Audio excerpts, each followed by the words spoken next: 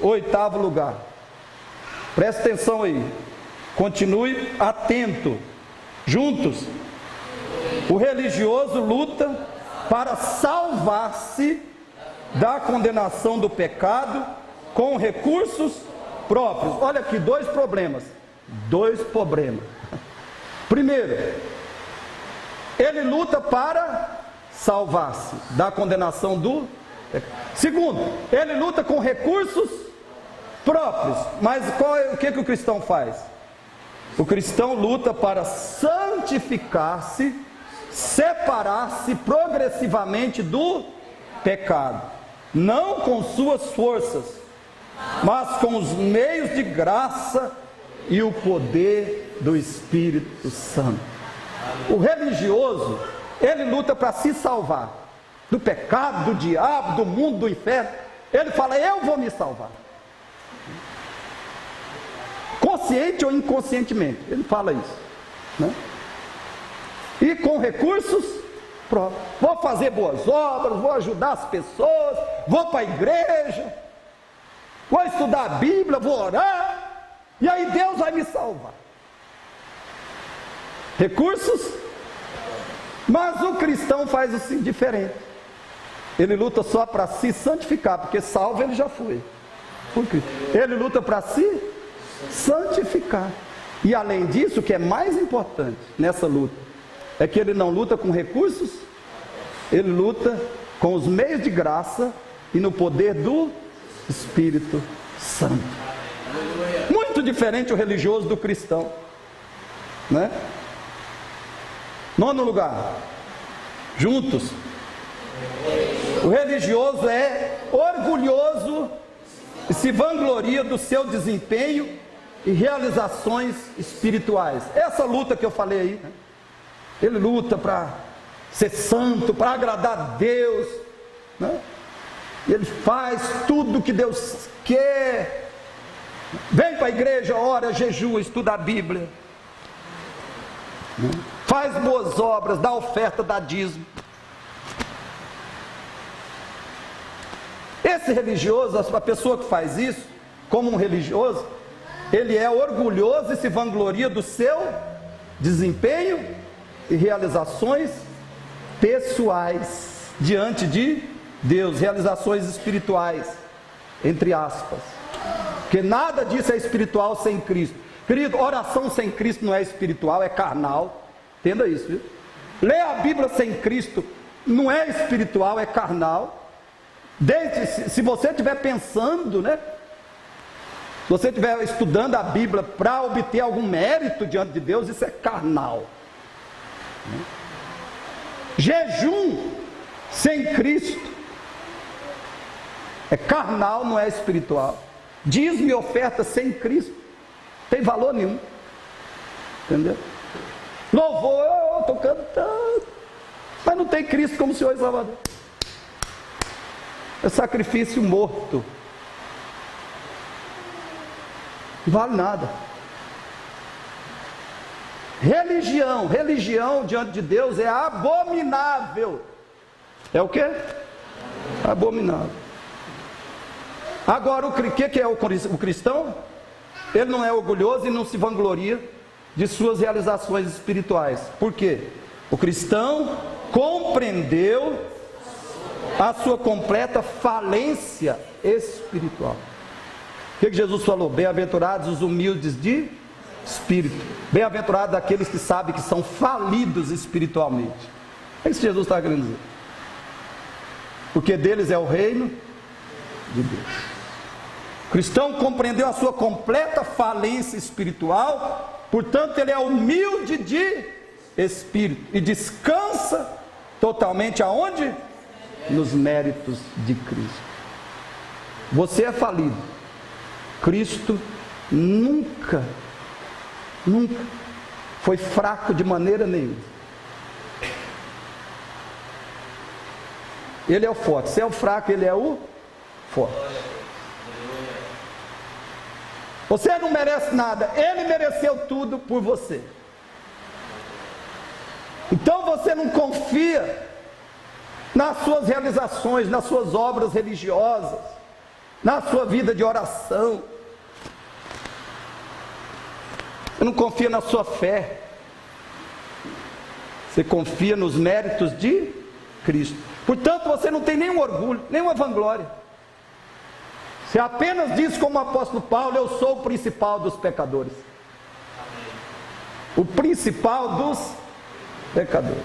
E se tem algo, é em Cristo. Por isso que Paulo dizia: eu me glorio aonde? Na cruz de Cristo, na qual estou crucificado para o mundo e o mundo crucificado para mim. Só me glorio na cruz, em mim, na minha justiça, na minha religião, no meu judaísmo, nada disso. Me glorio na cruz. Confio nos méritos de Cristo. Não sou melhor do que ninguém. Sou tão miserável, necessitado, carente, sem Cristo, perdido, como qualquer outro pecador. Mas em Cristo, então, eu sou aceito por Deus. Eu sou amado. Eu sou salvo. Eu vou para o céu. Eu sou filho de Deus. Eu sou amigo de Deus. Eu sou mais que vencedor em Cristo e por Cristo. Glória a Deus. Então eu te pergunto, querido, você se orgulha ou você se humilha? Espiritualmente, você se orgulha ou você se humilha? Você vive com orgulho espiritual ou você vive humilhado e quebrantado diante de Deus cada dia? Porque fora de Cristo você não é nada. Mas vive se gloriando, todo dia se gloriando, porém em Cristo, na graça dele, na cruz dele, no sangue dele, na salvação e na redenção que ele te concede. Penúltimo lugar, juntos, o religioso, quando comete um pecado mais grave, ou repete o mesmo pecado, se desespera, falta à igreja, tem vergonha de orar e etc. Você leu bem? Prestou atenção? Vamos ler de novo. Isso não aconteceu com você já não? Hã?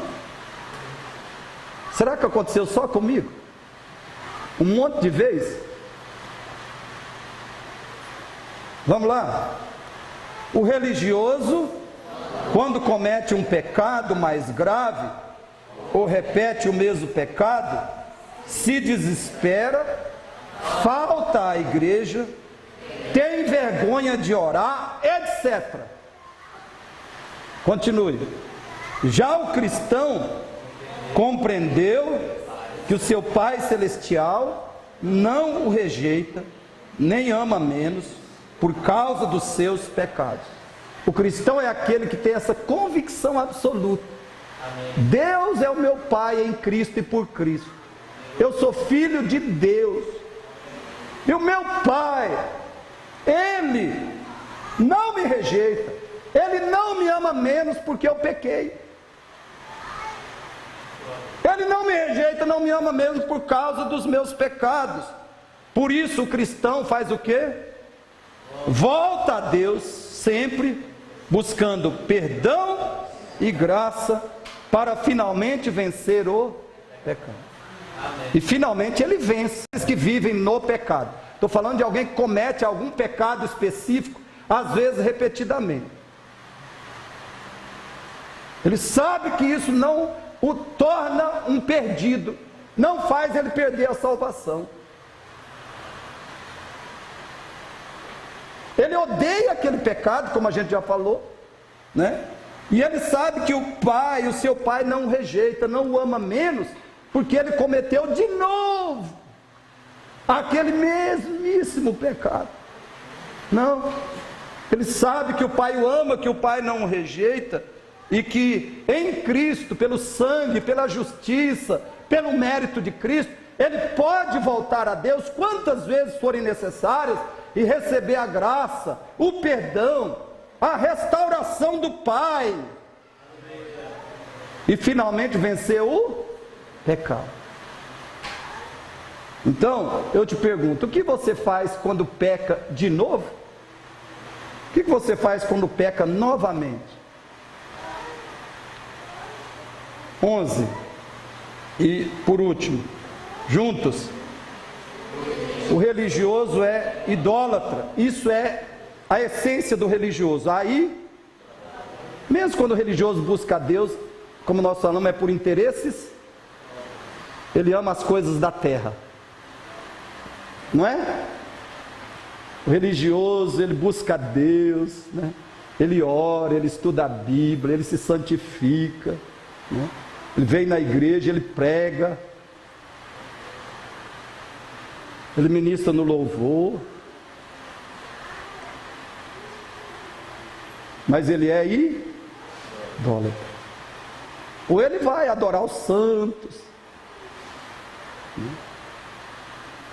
e assim por diante, porque ele é essencialmente idólatra, movido pelas coisas da terra.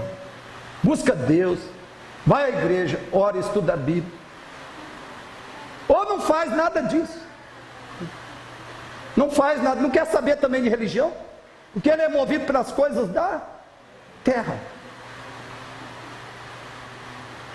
Ele está preocupado em ser alguém importante nesse mundo, importante, casa, bens materiais, profissão, ser bem sucedido. Ele está preocupado com o seu sucesso, profissão, dinheiro, bens, família feliz, segurança financeira, posição social. É assim o religioso, é movido por coisas da terra, internet, celular, ele gasta horas na rede social,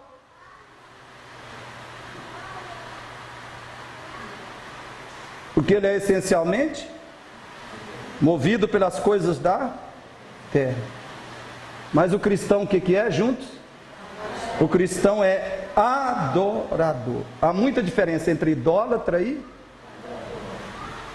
Deus diz em João 4, 23, 24: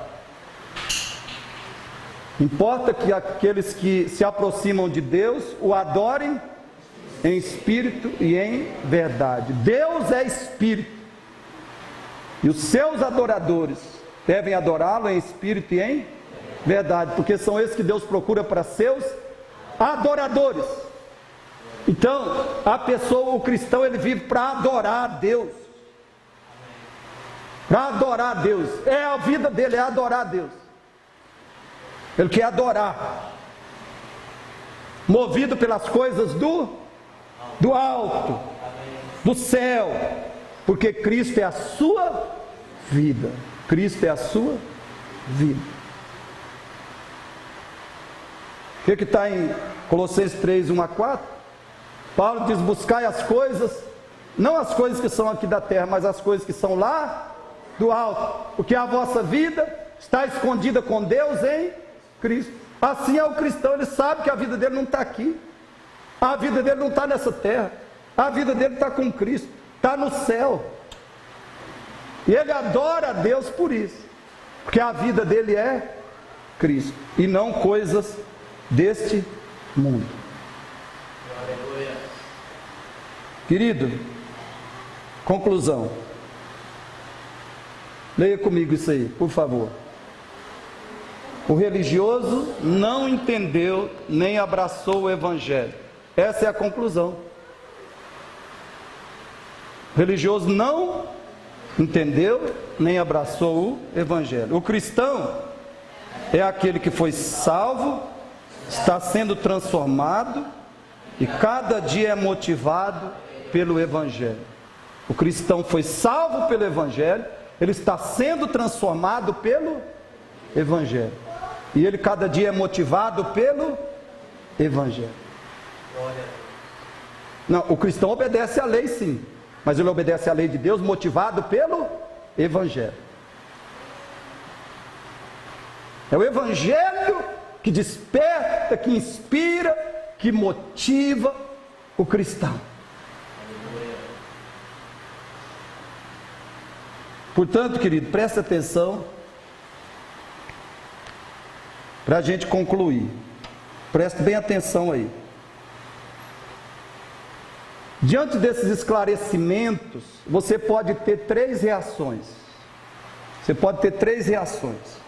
Primeiro, você pode dizer assim, você pode ter chegado a essa conclusão, diante do que você acabou de ouvir. Você pode ter chegado a essa conclusão. Já estou vivendo no Evangelho e vou progredir nisso. Essa é a posição mais feliz e abençoada. Então você pode ter chegado a essa conclusão. Espero que seja. Já estou vivendo no Evangelho e vou progredir nisso. Esse é o desejo de todo o meu coração para cada pessoa que está aqui, que você possa ter chegado a essa conclusão. Já estou vivendo, pelo que eu ouvi aí, esses esclarecimentos, diferença entre religioso e cristão. Olha, a minha conclusão é essa, pela graça de Deus. Já estou vivendo no Evangelho e pela graça de Deus vou progredir nisso. Mas pode haver uma segunda reação. Você pode ter essa conclusão. Já fui salvo pelo Evangelho, mas muitas vezes eu tenho pensado e agido como um religioso. Vou compreender, estudar melhor o Evangelho, para que eu pare de viver como religioso e viva mais e mais o Evangelho e no Evangelho. Então essa pode ser a conclusão que talvez você esteja chegando aqui nessa noite. Já fui salvo pelo Evangelho, mas muitas vezes eu tenho pensado e tenho agido e sentido como um religioso. Então eu vou estudar mais o Evangelho, vou me aprofundar no entendimento do Evangelho e vou mudar. Vou passar a viver no Evangelho e não mais como religioso. Porque essa é a vontade de Deus para você. Querido, o religioso ele é um escravo. Um escravo. O pior escravo que existe. Mas o cristão ele é livre. Ele é um liberto. Liberto para fazer a vontade de Deus, para agradar a Deus, para glorificar a Deus. Ele é liberto pelo Evangelho. Ele ama o Evangelho. Ele se regozija. Ele tem euforia com o Evangelho. Ele é livre. Leia a carta de Gálatas essa semana. A liberdade que Deus nos dá em Cristo. A liberdade do Evangelho. Talvez você tenha chegado numa terceira conclusão. Talvez não seja nem a primeira nem a segunda.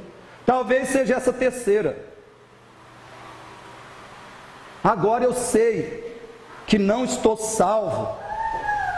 Ouvindo essas diferenças entre religioso e cristão, agora eu sei que eu não estou salvo. Eu não conheço o Evangelho, não tenho vivido no Evangelho, eu tenho sido um religioso até hoje. Embora eu já seja batizado numa igreja evangélica, nessa aqui ou em outra, ouvindo essas diferenças entre cristão e religioso aí, pastor, eu cheguei a essa conclusão.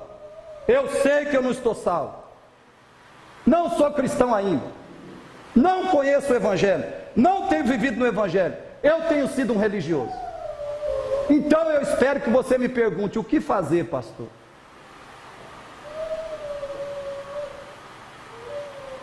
Sabe o que você tem que fazer? Você tem que crer na obra de Jesus Cristo no seu lugar. Você tem que crer completamente, confiar sem nenhuma reserva, sem nenhum limite, e confiar exclusivamente na obra que Cristo fez na cruz, na ressurreição e na vida perfeita dele para a sua salvação. Você tem que depositar a sua confiança exclusivamente na obra de Cristo. E sabe como essa fé vai se manifestar? Arrependimento de pecados. Sabe o que é fé? Você faz um compromisso só com Cristo. Se você é levado, quando você crê em Cristo realmente para a sua salvação eterna, para ser um cristão, parar de ser religioso, essa fé te leva a um comprometimento total, absoluto com Cristo, como seu único Senhor e Salvador. Comprometimento com Cristo. Você não confia em mais nada, só na vida perfeita dele, no seu lugar, na morte que ele sofreu na cruz, sofrendo a sua condenação, o seu castigo. Você confia na morte dele, no sacrifício dele, na condenação dele que ele sofreu no seu lugar. E terceiro, você crê na ressurreição dele. Ele venceu a morte que era o resultado do seu pecado, ele venceu na ressurreição. Você só confia nisso. E essa fé te leva, sabe o que? Quando ela é verdadeira? Ao arrependimento do pecado. Cristo morreu, tudo, passou tudo por quê?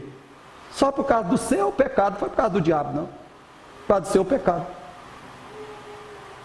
Não foi por causa desse mundo perverso aí, não. Jesus morreu por causa do seu pecado. Isaías 53. E quando você entende isso, e crê nele para ser salvo do pecado, você passa também a odiar o pecado. Você não quer mais ver no pecado. Isso se chama arrependimento. Então, se fé é comprometimento com Cristo, né? Arrependimento é rompimento com o pecado, com a vida, com o estilo de vida no pecado. Isso é arrependimento, um rompimento, uma quebra de compromisso com o pecado, com viver no pecado. Você ainda vai ser pecador até o dia que Cristo voltar, ou que você morrer e entrar na glória dele. Mas a sua vida, se houver arrependimento, vai ser de total rompimento com o pecado. Você vai viver fugindo do pecado e perseguindo a santificação. Pela oração, pelo estudo da Bíblia, pela comunhão com a igreja. Vai viver fugindo do pecado e perseguindo a santificação. Fé é direcionada a Cristo, compromisso com Ele como nosso único Senhor e Salvador. Arrependimento é relacionado com o pecado, um rompimento com a vida de pecado, uma vida de amor ao pecado, de prazer no pecado, de compromisso com o pecado, e você passa a viver em santificação. Houve fé e arrependimento quando de coração e conscientemente a pessoa passa a viver dessa forma. Ela crê, ela se arrepende e passa a viver em Cristo e para Cristo, na comunhão de uma igreja, de uma comunidade firmada na palavra de Deus e no Senhor Jesus Cristo. Amém. Aleluia. Agora você fala, mas pastor, como é que eu consigo esse arrependimento e essa fé? Eu vou te dar duas orientações. Primeiro, você tem que orar por isso com toda prioridade, de todo o coração. Clamar a Deus por isso. A Bíblia diz, todo aquele que invocar o nome do Senhor será salvo. Como é que eu consigo, pastor, me arrepender de verdade, confiar em Cristo de verdade, ser um crente, um cristão verdadeiro e não um religioso mais? Como é que eu consigo? Ora, clama a Deus. Ele é que salva. A Bíblia diz, a salvação pertence ao Senhor. Ao Senhor pertence a salvação. Todo aquele que invocar o nome do Senhor será salvo. E segundo, leia, estude com oração as cartas de Romanos, Gálatas e Efésios, até que você tenha convicção que você tem o arrependimento e a fé para a vida eterna. Essas cartas ensinam o Evangelho de Jesus de modo especial. Leia, estude, peça direção, iluminação do Espírito Santo. Leia, leia, leia, estude, estude, estude. Carta aos Romanos, carta aos Gálatas, carta aos Efésios, para que você fique possuído, encharcado pelo Evangelho e creia nesse Evangelho e se renda completamente a ele. E viva no Evangelho e pare de viver como religioso em nome de Jesus e pelo amor de Deus.